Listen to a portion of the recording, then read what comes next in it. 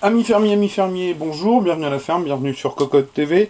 Aujourd'hui, je vous présente rapidement un petit clavier qui nous provient de Nopo, qui se prénomme le Shock Mini. Donc je ne vais pas m'éterniser sur la boîte puisqu'elle est toute noire et que je me suis récemment fait chambrer par un petit lapin sanguinaire assoiffé de sang, dont je ne donnerai pas le prénom, mais qui se reconnaîtra s'il regarde la vidéo. Puisque ce petit lapin m'a dit que je passais trop de temps sur les cartons. Donc, j'accélère. Voilà, j'ouvre. Dans le bundle de ce petit Nopo, nous avons donc un képuleur. Et pour cause, je vous expliquerai pourquoi par la suite. Une petite carte écrite en super sigle que je ne comprends pas. Et nous avons, bien entendu, je pousse le carton. Et je repose un petit clavier extrêmement compact, comme vous le voyez, puisqu'il n'y a pas de pavé numérique, donc un tankless. Que dire sur ce Nopo? En l'occurrence, j'ai sollicité la marque en direct, mais je n'ai eu aucune réponse, parce que Nopo n'est pas forcément intéressé par le marché européen, il faut être très clair. Encore que, point d'interrogation. Donc j'ai réussi à obtenir ce clavier ainsi que d'autres que je vous présenterai ultérieurement par l'intermédiaire d'Ardache, que je remercie très sincèrement puisqu'il m'a envoyé ce Nopo ainsi qu'un autre.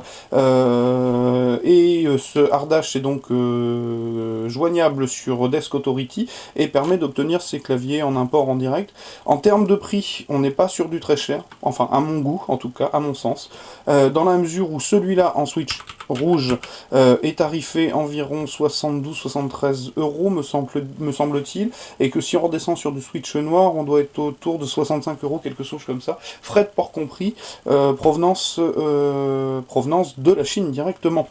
Donc, comme vous le voyez, compact.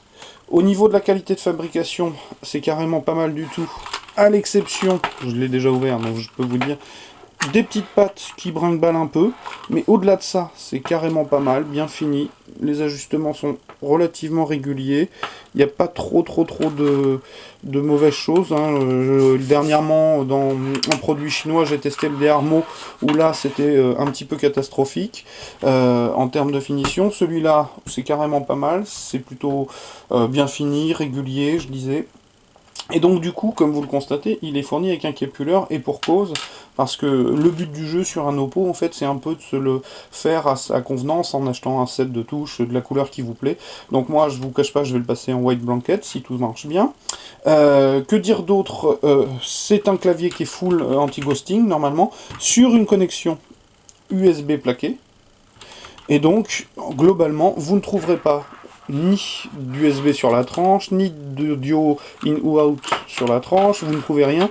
C'est vraiment la quintessence, l'essence même du clavier, des touches terminées, on a fait le tour. Sauf que une petite touche de fonction permettra quand même d'activer un pavé numérique à peu près ici. 2-3 petites touches de fonction par-ci par-là, sans pilote. Donc ça, il faut que je me penche sur la question, parce que je ne vous cache pas que je ne sais pas comment ça marche. Je vais aller le brancher de ce pas sur ma machine. Et j'ajouterai, pour terminer la vidéo, qu'Ardache m'a envoyé aussi donc le petit repose-poignet en bois qui va bien, qui va avec, hop, je récupère, les petits patins pour éviter que ça dérape. Donc, a priori, je vais avoir un poste de travail aux petits oignons pour taper à la vitesse de la lumière les tests pour Cocotland. Donc, je vous invite à nous rejoindre rapidement ou régulièrement ou tout le temps sur la ferme pour lire la suite.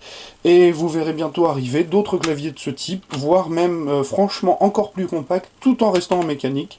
Ce qui revient, je le répète, en force et quand on y a goûté, a priori, il n'y a qu'à regarder un petit peu à travers le forum et les forums. Quand on a goûté au mecha, on ne revient pas en arrière. Petit défaut des Switch rouges, parce que je le dis, en jeu c'est parfait, en texte c'est parfait, à condition de ne pas rater la touche, sinon vous vous retrouvez à taper 2, 3, 4 lettres en même temps. C'est vraiment très souple, ça ne demande quasiment pas d'effort d'activation. Donc, conclusion, un clavier en tout cas qui me branche bien, disponible en import, en layout QWERTY par contre ça c'est un petit peu le souci, encore que une fois qu'on a pris le pli QWERTY AZERTY, ça ne pose plus aucun problème. Peut-être la touche Enter, double touche, pas une touche comme on peut voir sur nos layouts européens.